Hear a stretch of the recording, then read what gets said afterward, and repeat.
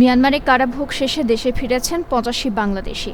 আর মিয়ানমারের চলমান যুদ্ধে বাংলাদেশে পালিয়ে এসে আশ্রয় নেয়া ১২৩ জন মিয়ানমারের সীমান্তরক্ষী বাহিনী, বিজিপি এবং সেনা সদস্যদের সে দেশে ফেরত পাঠানো হয়েছে।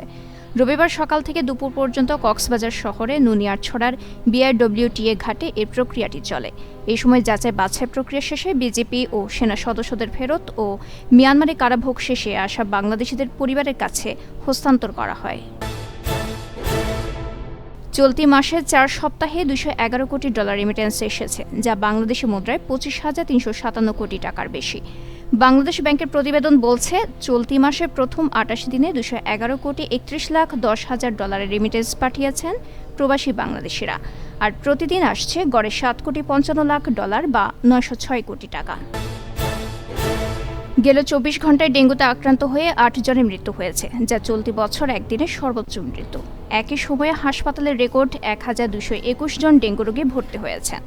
আজ রবিবার স্বাস্থ্য অধিদপ্তরের এক সংবাদ বিজ্ঞপ্তিতে তথ্য জানানো হয়। এর ফলে চলতি বছর মশাবাহিত এ রোগের মৃতের সংখ্যা বেড়ে দাঁড়িয়েছে ১৫৮ জনে। এছাড়া এবছর এখন পর্যন্ত ডেঙ্গুতে মোট আক্রান্তের সংখ্যা বেড়ে হয়েছে ২৯,৭৮৬ জন। সমবায় ব্যাংকের লকার থেকে ১২,০০০ ভরি স্বর্ণের খোঁজ পাওয়া যাচ্ছে না বলে জানিয়েছেন স্থানীয় সরকার, পল্লী উন্নয়ন ও সমবায় মন্ত্রণালয়ের উপদেষ্টা এএফ হাসান আরিফ।